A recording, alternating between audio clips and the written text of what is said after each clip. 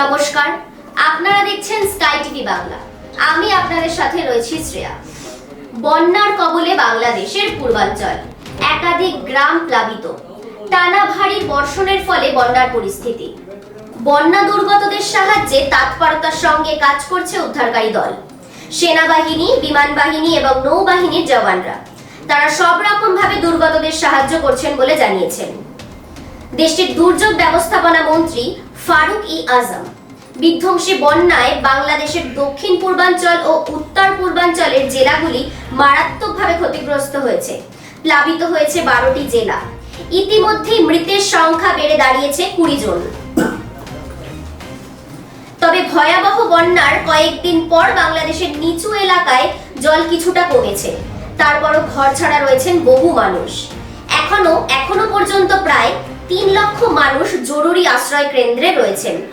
সেনাবাহিনী, বিমান বাহিনী এবং নৌবাহিনীর জওয়ানরা তারা সব রকম ভাবে দুর্গতদের সাহায্য করছেন বলে জানিয়েছেন। Districts were affected by flooding, and this includes Camilla, Noakhali, Brahmanbaria, Chittagong, Cox's Bazar, Sylhet and Habibganj, and nearly 190,000 people have been taken to emergency relief shelters, according to Bangladesh's flood forecasting and warning center. 5 rivers in the eastern part of the country were flowing well above the danger levels. Bangladesh has blamed India, alleging that it is because of India opening the Dombur Dam upstream of the Gomati River in Tripura that the Indian state, which is witnessing its worst flood since 1983 with the deluge and landslides already that have claimed about 24 lives. However, India has dismissed the allegation, calling the allegation factually incorrect.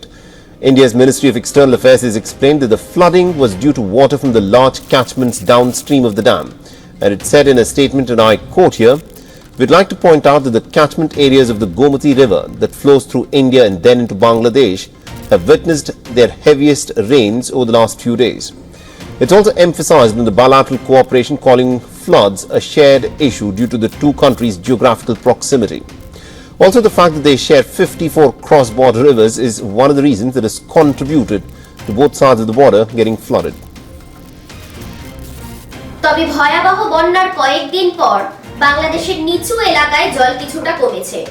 তারপরও ঘরছাড়া রয়েছেন বহু মানুষ। এখনো পর্যন্ত প্রায় 3 লক্ষ মানুষ জরুরি আশ্রয় কেন্দ্রে রয়েছেন। সেনাবাহিনী, বিমান বাহিনী এবং নৌবাহিনীর জওয়ানরা তারা সব রকম ভাবে দুর্গতদের সাহায্য করছেন বলে জানিয়েছেন দেশটির দুর্যোগ ব্যবস্থাপনা মন্ত্রী ফারুক ই আজম। তিনি এএফপি কে জানিয়েছেন জল কমতে শুরু করেছে, এখন বন্যা পরিস্থিতির উন্নতি হচ্ছে। মন্ত্রকের তরফে জানানো হয়েছে এখনো 3,07,000-এর বেশি মানুষ আশ্রয় কেন্দ্রে রয়েছেন। তবে বন্যার ক্ষতিগ্রস্ত হয়েছেন 52 লক্ষের বেশি মানুষ। গত মাস থেকে ছাত্র আন্দোলনের যে বাংলাদেশের অস্থির পরিস্থিতি তৈরি হয়েছিল, তারপর চলতি মাসের শুরুতে সরকার পরিবর্তনের পর আরো নৈরাজ্য তৈরি হয়েছিল দেশটিতে। পরে নতুন সরকার দায়িত্ব নেওয়ার পর বাংলাদেশ স্বাভাবিক ছন্দে ফিরে আসছে। সেই মুহূর্তে ভয়াবহ বন্যার চরম সমস্যায় পড়েছে বাংলাদেশবাসী। বিধ্বংসী বন্যায় রাজধানী ঢাকা এবং প্রধান বন্দর নগরী চট্টগ্রামের মধ্যে জাতীয় সড়ক ও রেল লাইন ক্ষতিগ্রস্ত হয়েছে, যার ফলে বন্যা প্লাবিত জেলাগুলিতে প্রবেশ করা কঠিন হয়ে পড়েছে। ব্যবসায়ও ব্যাহত হয়েছে। যদিও প্রতি বছর বাংলাদেশে বন্যা হয়েই থাকে, কিন্তু জলবায়ু পরিবর্তনের ফলে দুর্যোগ বাড়ছে বলেই জানাচ্ছেন বিশেষজ্ঞরা। সম্প্রতি দেশটিকে ঘন ঘন বন্যা দেখা দিয়েছে।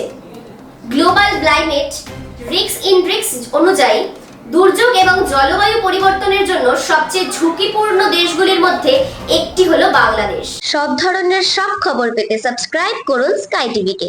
ভুল করবেন না কিন্তু লাইক, কমেন্ট এন্ড শেয়ার দিতে।